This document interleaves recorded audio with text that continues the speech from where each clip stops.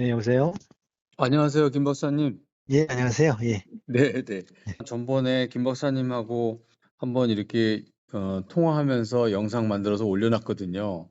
네네. 그랬더니 주변에서 교수 창업 그렇게 해도 되는 거예요? 라고 질문하시는 분이 꽤 있어가지고 네. 좋은 제도를 만드셨는데, 아니, 좋은 제도를 이렇게 소개를 자꾸 해주시는데 자꾸 널리 알려야 되는 것 같아서 네. 오늘은 사실은 김 박사님 바이오 스타트업 전문가시니까 네네. 내가 궁금한 거 몇 가지 김 박사님이 만드신 자료를 가지고 한번 여쭤보려고 전화를 드렸습니다. 네, 감사합니다. 예. 일전에 보니까 이게 6월 27일 날 어디서 발표를 하신 거던데, 바이오 스타트업의 글로벌 시장 도전과 실패, 네네. 그리고 신라젠 사례의 교훈, 이런 제목으로 발표를 하셨던데, 이건 네. 어디서 하신 거예요? 원래 이제 실패 사례 연구를 프로젝트를 하고 그 네. 결과를 학회에서 발표한 건데요. 아, 요거는 이제 중소기업 연구원이 주최하는 중소벤처기업 연구 통합학술대회죠. 여러 학술회들이 모여서 하는 학술대회인데, 네. 거기 한 세션에서 발표를 했습니다. 예. 좋은 발표해 주셨는데, 스타트업들 실패가 많을 텐데, 실패를 통해서 몇 가지 교훈들을 좀 잘 정리를 해 주신 것 같아요, 그러면? 네네. 아, 원래 성공 사례는 이제 정리하기가 쉬운데, 맞습니다. 실패 사례는 정리가 어려워서, 맞습니다. 특히 이제 대기업일 경우에 이제 뭐 한 부서나 한 제품이 실패했으면 그걸 이제 레코드로 남기죠, 보통. 아하, 기록을 남기는데 스타트업이 실패하면 이게 없어져 버리기 때문에 이게 폐업하죠. 더 실패 교훈이 얻기가 어려운 거죠. 근데 실패 기운이 굉장히 큰데, 사실은. 그래서 이번에 그걸 우리가 한번 해보자 해서 같이 하게 된 겁니다. 예. 잘하셨네요. 네. 여기 보면, 바이오 스타트업들 관련돼서는 특히 어려워하는 게, 제 주변에 있는 아는 교수님이나 뭐 연구원을 보면 새로운 물질을 하나를 좀 찾아서 이거 정말 획기적일 것 같다. 그런데 이거 가지고 창업을 하고 싶기도 하고, 근데 불안해서 못 하겠고, 또 전번 사이클 때 바이오가 뭐 난리가 나가지고 투자자들이 뭐 VC들이 돈을 엄청나게 많이 투자를 했는데, 그 바이오 회사들이 지금 별 볼 일이 없어가지고 네. 끙끙거려서 다시는 바이오 쪽은 투자 안 한다, 뭐 이런 VC도 있고 네. 한데, 이런 문제들을 가지고 바이오 분야가 좀 독특하니까 왜 이런 실패가 일어났는지, 지금 이 흐름 속에서 뭘 좀 바꿨으면 좋겠는지, 이런 것들을 아마 정책적으로 아이디어를 내신 것 같은데, 네네. 이야기를 우리 바이오 분야부터 시작을 해볼까요? 네, 바이오. 그렇죠. 예. 이게 왜 이렇게 바이오가 어렵습니까? 다른 예. 거보다 특히. 바이오가 참 묘한 곳이죠. 그래서 성공만 하면 엄청난 기적이 발생하기도 하는데 성공하기 굉장히 어려운 분야죠. 저희 드린 장표 두 번째 페이지 보시면 두 번째 페이지. 네. 예, 에밀리 화이트헤드라고 하는 이제 아주 유명한 사례인데요. 네. 급성 림프구성 백혈병에 걸려서 모든 약제에 이제 반응하지 않고 이제 뭐 거의 포기한 상태였는데 아, 그때 당시에 막 개발되기 시작한 이제 카티라고 하는 새로운 세포 치료제가 있는데 거기에 이제 임상 시험에 참여한 거죠. 그랬군요. 그래서 기적적으로 살아납니다. 그럼 여기 지금 화면에 음, 보이는 왼쪽에 있는 꼬마 어린아이가 그때 아이고, 그때 아이고, 그게 예, 이제 11살이 된 거네요. 그 11살이 이게 지나서, 지나서 지금도 살아있다. 그래서 이 친구가 매년 사진 찍어서 이렇게 자기 웹사이트에 올려요. 아직 어, 살아있습니다. 이렇게. 아, 근데 아주 놀라운 카티라고 하는 기술이어서 네, 이게 바로 죽기 직전에 백혈병 환자를 네, 그 암세포를 다 죽여버리는 그런 기적적인 치료제를 개발한 거죠. 어, 그래서 이거 아마 이 칼 준이라고 하는 6편에 있는 의사 선생님 교수가 이게 학회에서 발표할 때 네. 제가 듣기로는 다 기립박수 했다고 해요. 대단하다. 그래서 굉장히 그 감동적인 순간이었는데 네. 그 다음 페이지 보시면 이게 흔하게 나는 게 아니고 이게 이제 이런 일이 예, 너무너무 가끔 일어나는 일이다. 예, 예. 그런 내용이네요. 10번 중 한 번밖에 안 일어난다. 네, 그래서 이걸 그렇다고 포기하자니 저 아이들이 저렇게 죽어가고 그렇죠. 그래서 해야 되는데 매번 돈이 많이 들어가고 확률이 적다. 그러니까 네. 통계적 확률이 지나간 역사적으로 해보니까 10%밖에 안 되더라. 10%밖에 안 된다. 그것도 임상 일상에 들어간 진입한 그 전임상을 통과한 약물 중에 네. 허가까지 갈 약물이 9.6%밖에 안 된다는 거죠. 아, 정말 적구나. 예. 그래서 이걸 어떻게 해야 되냐. 그러니까 이거는 휴대폰 만드는 거, 그다음에 노트북 만드는 거, 자동차 만드는 거하고 굉장히 이게 질이 다르다. 네, 이런 네, 기술 자체가. 이걸 네. 그렇다고 또 돈은 또 엄청 많이 들어가요. 1.5조에서 2조 정도 네, 추정되는데, 여기 써놓으셨네요. 네, 1.5조에서 2조 정도. 네, 1조 그게 5천억에서 2조 정도가 신약개발 연구비로 들어간다. 그렇죠. 한 15년 정도 걸리고요. 이야. 네, 그래서 이거를 인류의 수건 사업들이 많은데 아직도 이걸 해야 네, 되는데 돈이 많이 들어가고 이제 확률이 낮으니까 어떻게 되는지 모르겠다. 이게 이제 어려운 상황인 거죠. 그러네요. 그래서 그 다음 페이지 보시면 그 다음 페이지에는 보니까 이게 자금 자금, 조달이 예, 예, 예, 관건. 예, 예. 이게 사실은 많은 바이오 하는 분들이 전부 하여튼 돈 구하러 다니느라고 바빠요. 네. 네, 그래서 이게 보통 우리가 전형적인 옛날에 사업하신 분들은 이제 제조업에서 하신 분들은 발전 속도가 느리고 네, 그다음에 담보 잡힐 것도 있고 네, 이런 것들이 매출이 안정적이고 그러기 때문에 은행에서 다 돈을 빌려서 자금 조달했죠. 그렇죠. 근데 이제 이게 실리콘밸리 뭐 트랜지스터 반도체 생기면서 이렇게 기술 기업들이 막 생길 때 도저히 그거 갖고는 이 기업이 불확실해서 안 된다 해서 처음 그때 생긴 게 이제 모험 자본 투자 그러니까 벤처 캐피탈 투자가 생기기 시작한 거죠. 그렇죠. 그래서 지분을 받고 돈을 주고 네. 빌려준 게 아니라 이제 운명을 같이 하는 투자가 그 자금 조달 기법이 생긴 건데 그 회사를 만들고 회사는 네, 주식을 팔고 방향하고 예, 그다음에 그 주식을 모험 자본이 사주고 네 그렇죠. 그래서 그 돈을 받은 것을 가지고 회사가 운영을 하고 운영하는 거죠. 예, 네, 그래서 그래서 이게 이제 딥테크 기업들의 생태계는 시작을 이렇게 하는 거죠. 예, 예. 그래서 실리콘밸리에서 그런 메커니즘이 발달이 돼서 그렇게 해서 돈을 엑시트하는 수단으로서 나스닥이 잘 발달했고 네, 그래서 나스닥에서 상장한 기업들이 잘 성장하고 투자자들이 돈을 잘 벌어야 그 후속 기업들도 다 상장을 할 수 있기 때문에 맞아요. 사실은 이제 그런 주식 시장이 잘 되는 것이 앞부분의 스타트업 생태계하고 큰 관련성이 있거든요. 그렇죠, 그렇죠. 네, 그래서 주식 시장이 잘 안 돌아가면 거기서 문제가 많이 생겨버리면 네, 상장을 못 하게 되고 투자한 돈을 뺄 수 없기 때문에 네. 투자를 못 하게 되는 거죠. 아니 사실은 많은 초기 기업들의 투자를 한 모험 자본일 경우에 회수하는 방법이 별로 없어서 시간이 많이 걸려서 IPO를 해야 되는데 시간이 너무 많이 가니까 네, 그렇죠. 힘들어하고 그러다 네, 보니까 그런 자본 시장이 발전하지 않은 문제점이 자꾸 지적이 예, 되겠네요. 예, 예. 이건 이제 업계에 계신 분들은 피부로 느끼는 건데 하여간 코스닥이나 나스닥이나 이게 부침이 있는데 상황이 안 좋아지면은 굉장히 피부로 느끼죠. 돈을 조달을 못해서 벤처 네, 기업들이 예, 네, 그런 걸 느끼실 텐데 자 문제는 이제 이제까지 나스닥이 발달한 것들은 IT 기업들을 위해서 발달했기 때문에 그걸 가지고 일단 바이오라는 시행 기술에 적용을 해봤는데 해보니까 이것도 좀 안 맞다라는 게 이제 최신의 우려들이 음. 나오고 있는 거죠. 그래서 사실은 그러면 앞에서는 이제 여러 가지 전자나 그렇죠. 통신이나 이런 거 관련돼서 나스닥에나 그런 어떤 모험 자본을 가지고 움직여주는 시장들이 네, 있어서 도움이 됐었는데 네, 바이오는 또 다른 것 같다. 네, 그렇죠. 그런 이제 말씀이네요. 그걸 발견하기 시작한 거죠. 그래서 네.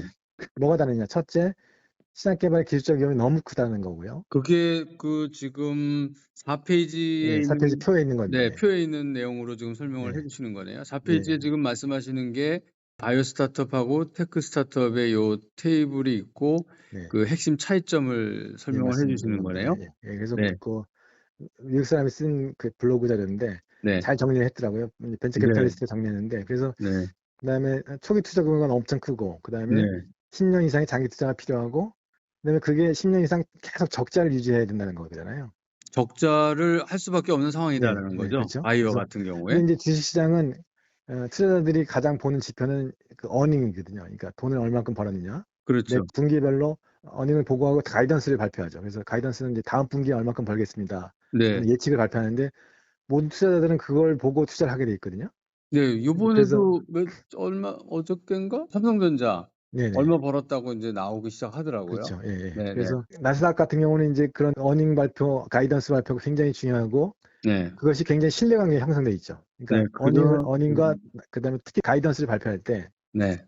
기업들이 굉장히 조심스럽게 보수적으로 잘 발표합니다. 그렇겠네요. 그래서 가이던스가 좋으면 그걸 믿고 투자자들이 이제 투자를 하죠. 네. 이제 그게 나스닥은 형성되어 있는데 네.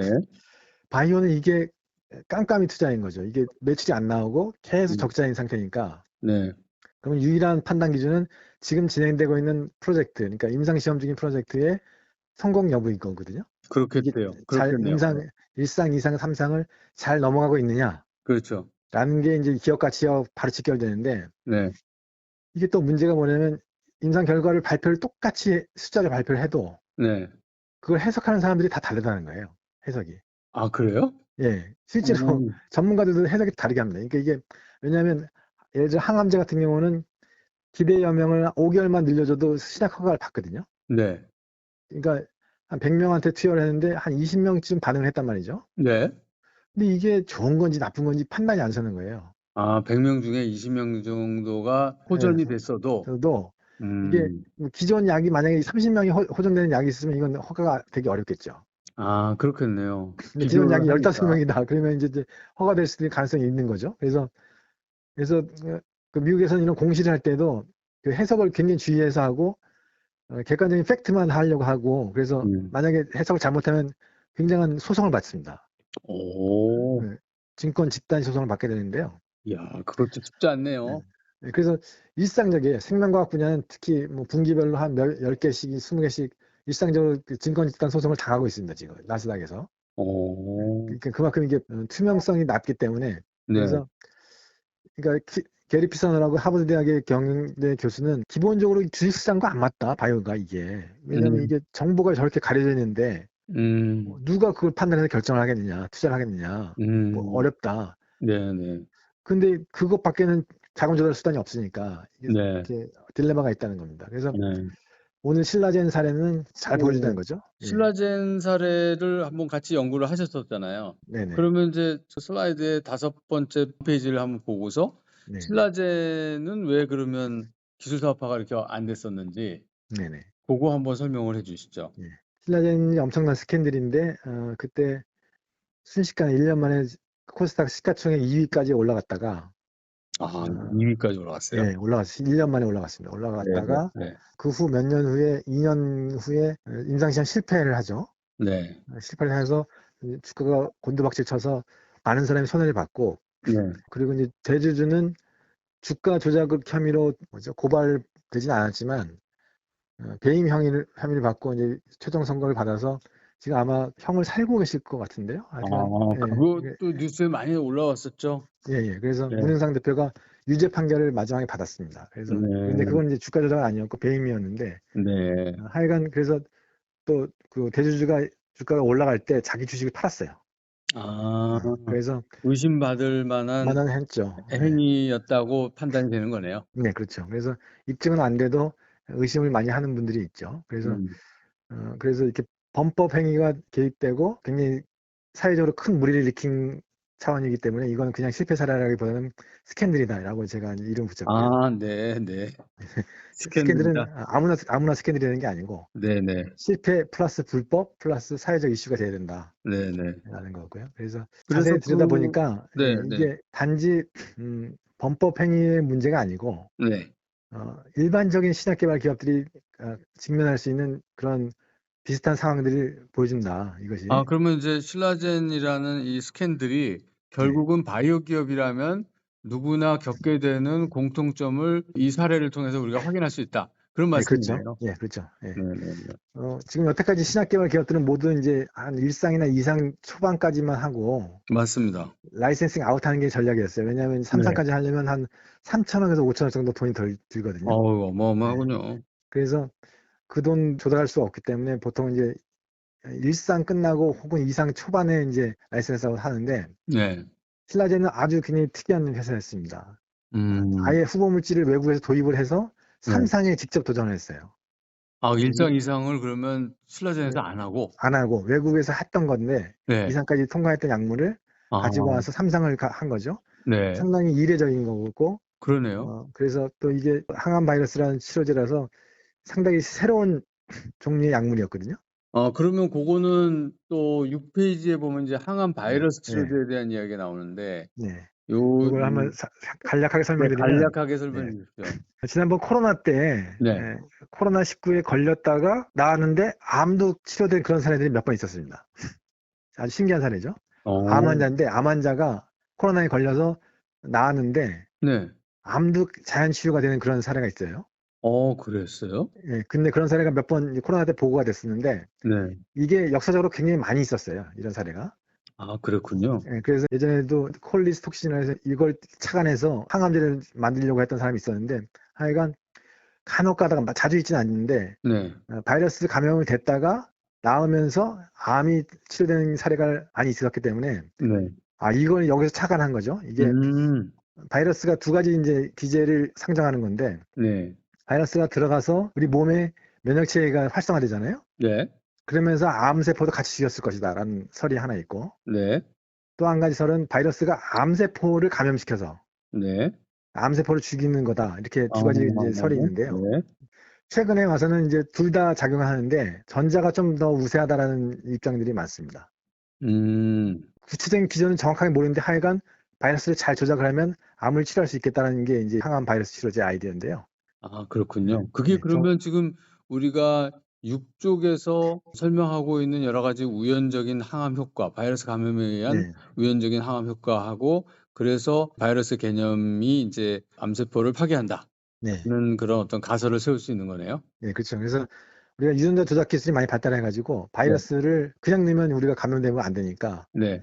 감염력은 떨어뜨리고 대신 거기에 그 암세포를 인식할 수 있다거나 하여간 면역 기능을 강화시키는 어떤 유전자 조작을 합니다. 그래서 네. 투여를 하면 안전하게 암세포에만 감염할 수 있도록 네. 그런 네. 조작을 해서 실험을 해본 거죠.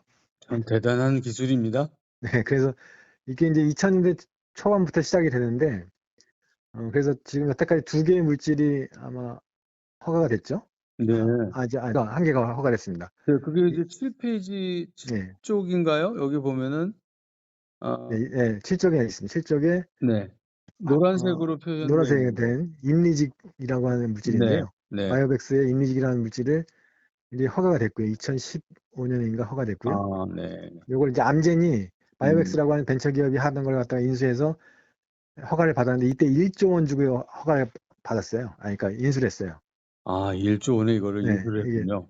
이게 왜냐면 first in class 약물이었거든요. 그러니까 이게 이런 기전의 약물이 처음이었기 때문에 네. 암젠이 이제 먼저 깃발을 꽂으려고 음. 그러니까 1조 원을 지불하고 사간 거죠. 1조 원을 가지고 M&A 한 거네요. M&A 한 겁니다. 근데 이제 네. 약물이 그 효과가 그렇게 좋지는 않다고 합니다. 그래서 음. 1조 원의 값을 못 하고 있는데 최근에 이제 그 CG 온콜로지라고 하는 회사가 방광암 3상에서 굉장히 좋은 결과를 얻었다고 합니다. 온클로지는 또 다른 거예요? CG 온콜로지라는 회사는 다른 회사죠. 예. CG 온클로지라는 회사가 회사가 다른 약물로 이제 그 아. 다른 바이러스를 조작해서 네네네네. 유전자 조작은 똑같이 했는데 다른 바이러스 써서 이제 했는데 네. 그게 이제 방광암에 대해서 이렇게 좋은 효과가 나타나서 아. 허가가 예상된다는 보도가 있었는데 아직 잘 모르겠고요. 네네네. 그래서 신라젠도 재밌는 건 요 세 가지가 그러니까 임리직 그다음에 CG 온클로지 제품, 신라젠의 제품이 다 똑같은 유전자 조작을 했다고 합니다. 네. 그래서 이제 네. 단 바이러스 종류만 달랐고 네. 그래서 다 가능성이 있었다는 거고요. 또 네. 특히 저기 일본 제네렉스라고 하는 그 회사가 이제 신라젠이 인수한 회사인데 네. 그때까지 보면 제일 많이 활약을 하고 있었어요. 임상을 제일 음. 많이 하고 그러면 좋은 결과가 상당히 유망하게 진도를 나가고 있었네요. 그렇죠. 네. 네. 그래서 그 스토리를 좀 보시면은 그 8페이지의 스토리가 요약되어 있는데요. 네. 예, 네. 2000년대 초에 이제 부산대 교수님께서 데이비드 컨이라고 하는 이 전문가하고 공동 연구를 시작하는데 이 데이비드 컨이 미국에서 제네렉스를 창업하고 네. 그다음에 이제 팩사백이라고 하는 후보물질을 도입해서 임상 시험을 하려고 시작을 하게 됐고요. 네. 그거를 이제 신라젠을 이쪽에서는 한국에서 같이 창업을 해서 공동 연구를 하기 시작한 겁니다. 그러니까 음. 처음부터 공동 연구를 한 건데 그 음. 물질의 원래 주인은 이제 제네렉스가 된 거고요. 그래서 네네. 근데 이제 이게 잘 하다가 2013년 9월 달에 네. 결정적인 임상 시험을 했는데 그때 실패를 했어요.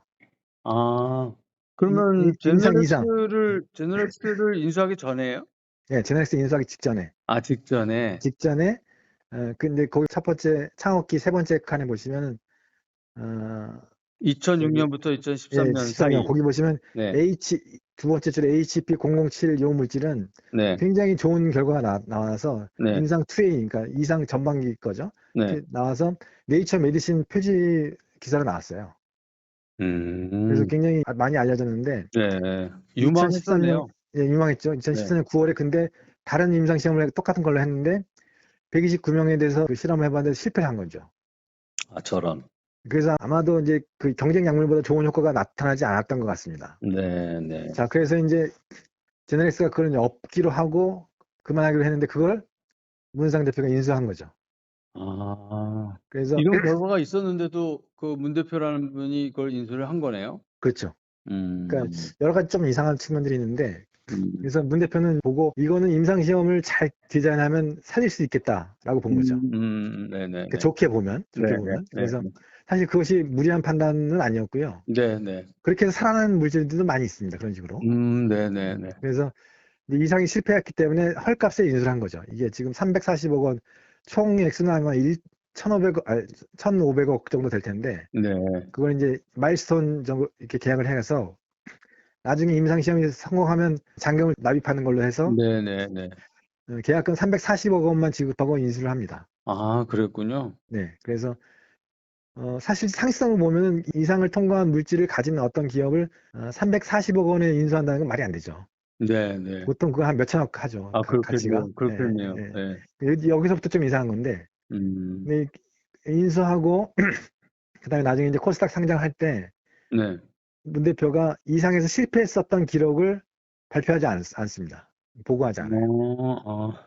이제 해외 언론에 다 났던 건데 예. 그러니까 IR 자료나 아니면 네. 그 뭐죠, 코스닥 위원회 신고하는 자료 있잖아요. 네. 제출한 자료에다가 이걸 넣지 않고 아, 좋은 이건 뭐 얘기만 썼어요. 의심받을 만하네요. 네, 그래서 또 이상한 건 2015년 4월에 FDA가 이 팩사백에 대해서 삼상 승인을 해줘요. 어. 삼상 임상 시험을 신청했는데 그걸 네. 승인을 합니다. 그러니까 네네. FDA 입장에서는 뭐 니네 돈 들여서 니네들이 하는 건데 네. 이게 뭐 전혀 위험성 있는 것도 아니고 네. 이상에서 따는 것에도 좋은 결과가 나타났다고 하니까 네네네. 아마 허가를 해준 것 같아요. 네네. 그래서 그때부터 이제 임상 삼상을 시작한 거죠. 그러다가 2019년 8월에 IDMC라고 해서 이제 독립 데이터 모니터 위원회라고 하는 데서 이걸 임상시험 중단을 권고합니다. 독립 데이터 모니터링 독립 위원회인데요. 데이터 모니터링 위원회.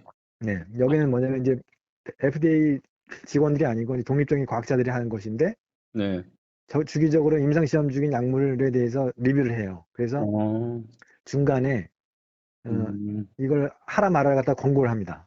네. 이게 FDA 권위는 아닌데 음. 보니까 이거는 계속 해봤자 이거 실패할 게 뻔하다라고 하면 이거는 굉장히 도덕적 문제가 되잖아요.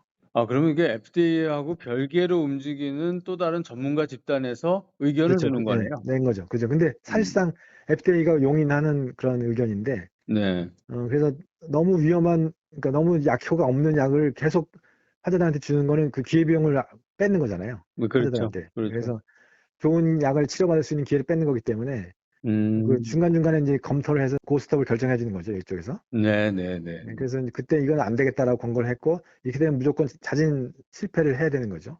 이게 폐기를 해야 되는 거죠. 우리나라에도 이런 독립 데이터 모니터링 위원회 같은 게 우리나라에도 있습니까? 저는 못 들은 것 같아요. 네. 아, 네. 우리나라는 아직은 없구나. 네.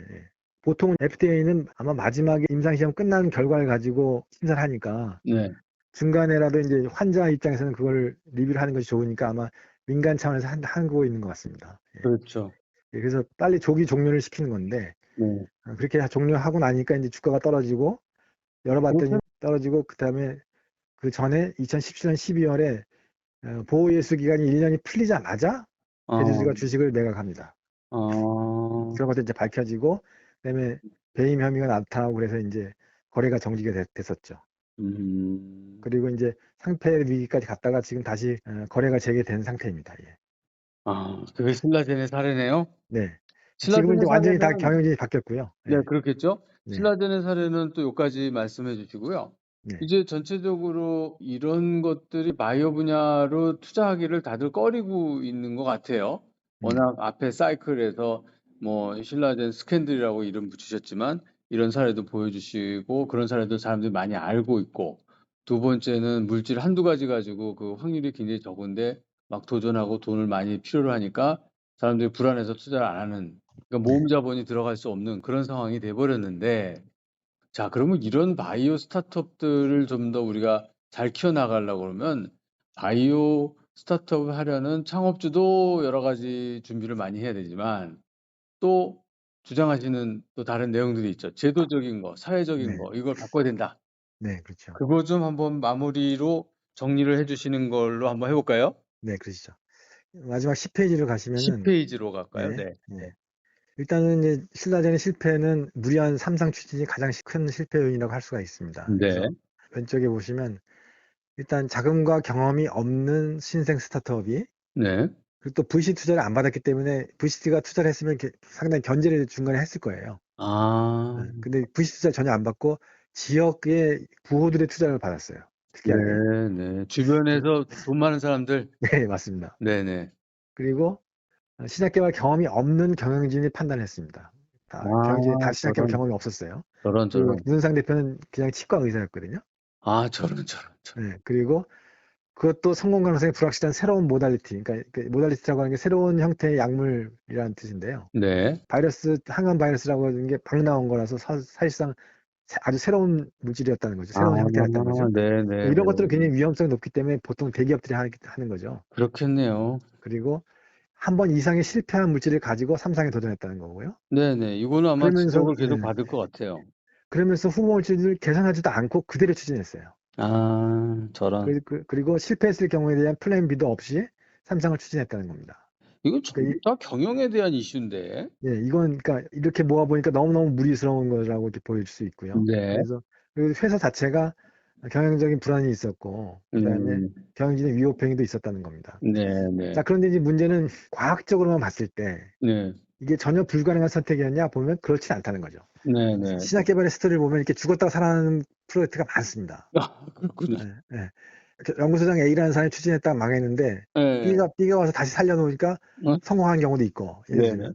네. 아니면 다른 기업에 가서 다른 전공증으로 성공한 경우도 있고. 아 네네. 그러니까 신약 개발이라고 하는 게 아주 뭐 예측하기 어려운 거라서 네네네. 이 정도의 가능성이 있었다고 한다는 것은 추진할 만도 했었다라고 볼 수가 있는 거죠. 아 그러시구나. 네, 그렇게 판단할 수 있는 네. 거네요. 네. 그래서 산업의 특성으로 보면은 충분히 가능한 가능하다는 겁니다. 예, 이슈였다. 예, 가능한 예, 예. 어떤 그 비즈니스 아이템이었다. 예, 그렇죠. 미국의 테라노스 같은 경우는 완전 사기인데 네. 거기는 이제 아예 기술이 없고, 어. 근데 여기는 그런 게 아니라 기술도 충분히 있었고 음. 성공할 뻔도 했다.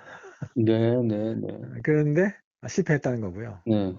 자, 이런 걸 우리가 볼 때 이렇게 불안한 걸 갖다가 그러면 하나의 프로젝트만 가진 어떤 한 기업이 있을 때 네. 이걸 개인 투자자들이 투자하는 게 맞느냐라는 거죠. 그렇죠. 네. 그렇죠.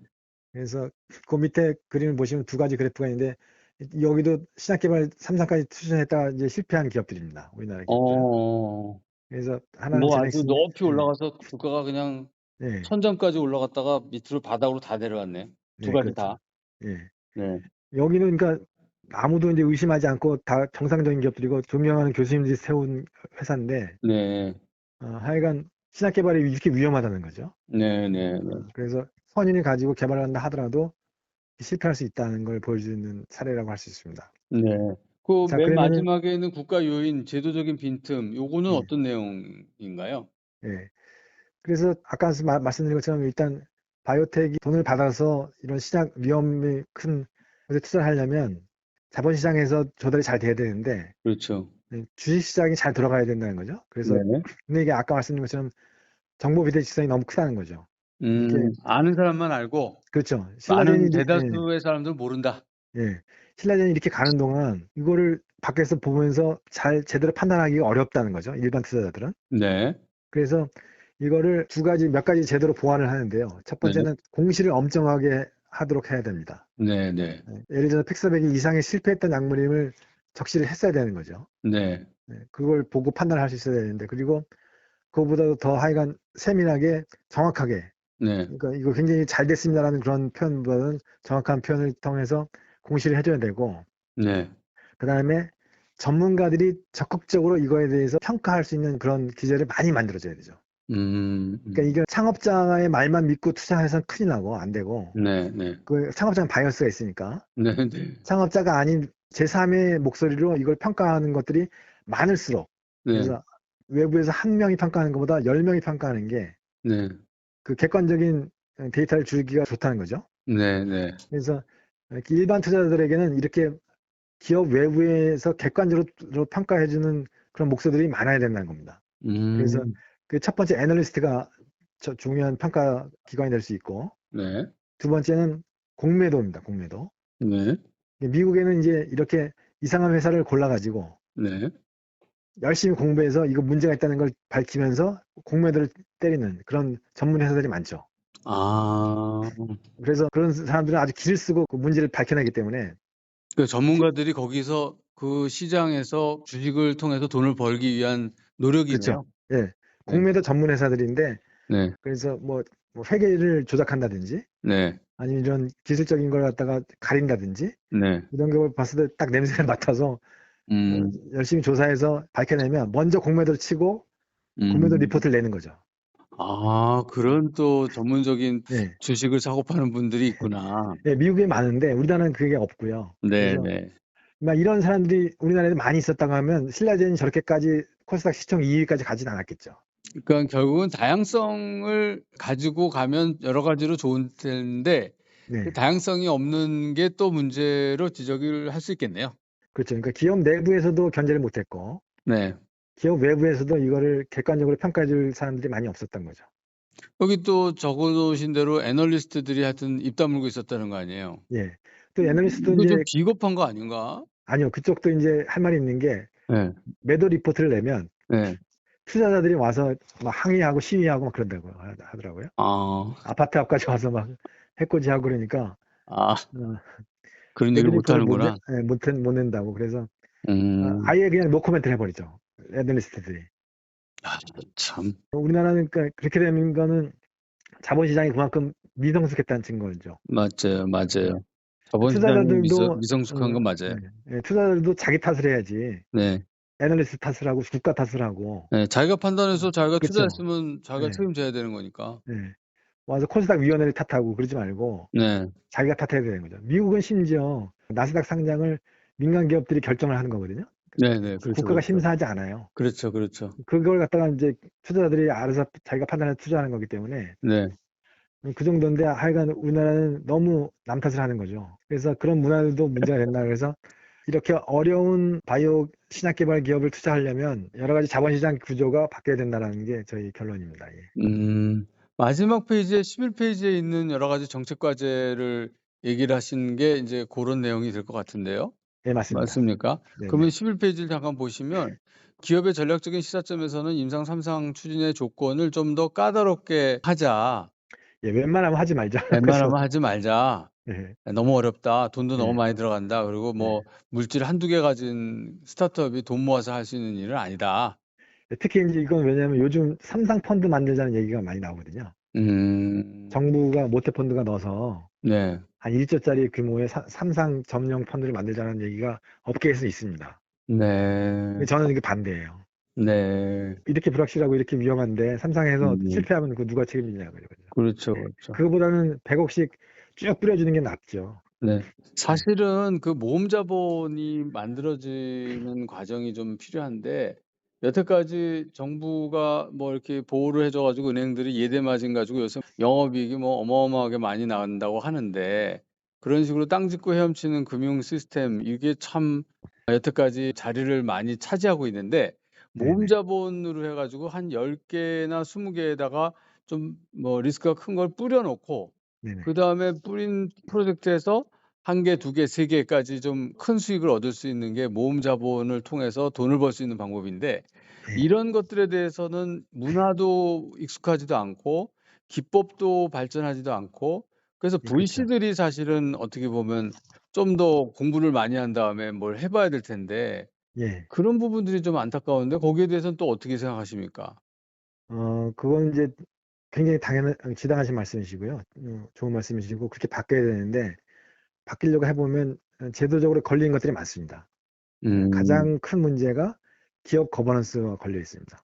가장 큰 문제가. 네. 그래서 그렇게 하려면 VC가 사실 경영진에 투자를 해야 되거든요. 그러니까 우리 이사진 사모펀드처럼. 예. 네, 이사진에 들어와야죠. 경영에 그렇죠. 들어와야죠. 예, 그렇게 돼야 되는데 우리나라는 그걸 허용하지 않고 있고 대주주의 우월적 위치를 허용하고 이제 인정하는 지금 시스템이거든요. 그게 여태까지 우리나라의 제도권에서 만들어 놓은 뭐 정책들이죠. 그렇죠. 그리고 예. 그래서 법에도 그렇게 되어 예, 있고.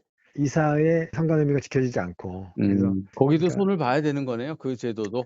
가장 근본은 그겁니다. 네. 주주 자본주의와 이사회 구조. 그러니까 이것이 VC가 이제 자꾸 임원으로 들어가서 네, 거기서 의사결정에 참여하고 해야 되는데 그런 걸 못하게 해 놓은 거가 인제 큰 문제네요. 그것도 네, 고쳐 나가야 될 부분인 것 같고요. 또 마지막에 11페이지에 보니까 피사노의 퍼즐 풀기라고 하셨는데 네, 요 피사노란 분도 중요한 논문 쓰신 분으로 알고 있는데 네, 네, 이분 이야기 잠깐 하시고 마무리를 해 보죠, 뭐 한번. 예, 그렇죠. 유명한 경제사학자 중에 챈들러라고 있는데요. 네, 예. 유명하신 챈들러가 분이죠. 이제 그 20세기 초반에 미국 산업이 부흥하는 걸 이제 역사를 쓰셨는데 그때 이제 맞습니다. 쓰시기를 다사업부 대기업이라고 하는 조직 혁명이 그때 있었다. 네. 그래서 그때 그 신기술들에 조응하는 어떤 이런 기업의 조직적인 혁명이 없었으면 네. 미국의 산업은 발전하지 못했다라는 게 이제 챈들러의 명제거든요. 네네. 이 피사는 그걸 따와서 네. 바이오 기술이라고 하는 새로운 기술도 네. 거기에 맞는 새로운 조직 구조와 제도를 필요로 한다. 네. 그걸 우리 사회가 만들어주지 못하면 네. 이게 지속 가능하지 않을 것이다라는 게 피사노의 음. 얘기예요. 음. 근데 이제 피사노 퍼즐은 뭐냐면 그 옆에 있는 대학의 라조닉 교수라는 사람이 네. 피사노가 그렇게 얘기했지만 지금 잘 굴러간다 바이오텍이. 아하.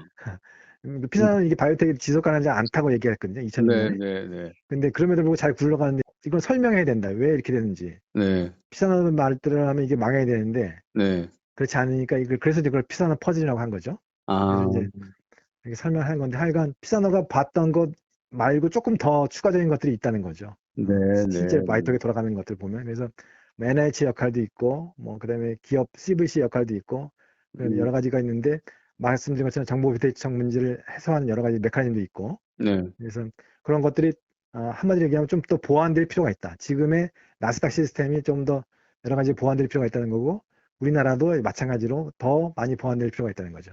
예. 결국은 과학기술자들이 열심히 실험실에서 연구하다가 새로운 물질이 나오면 이게 우리 사람들의 생명 연장에 도움이 되고 오래 살 수 있게 하고 곧 죽을 사람도 살릴 수 있고 어마어마한 물질을 찾았는데 얘를 어떻게든지 이 사이언스의 결과를 비즈니스화시키는 과정상에서 필요한 조건들이 여러 가지가 잘 맞아떨어져야 됩니다라는 얘기네요. 그렇습니다. 예, 그거를 이제 크게 얘기해서 조직적인 것과 제도적인 것 두 가지를 이제 정리한 거죠. 예. 그런 논의를 저희 철인의 오이마켓에서는 항상 하고 싶어 합니다.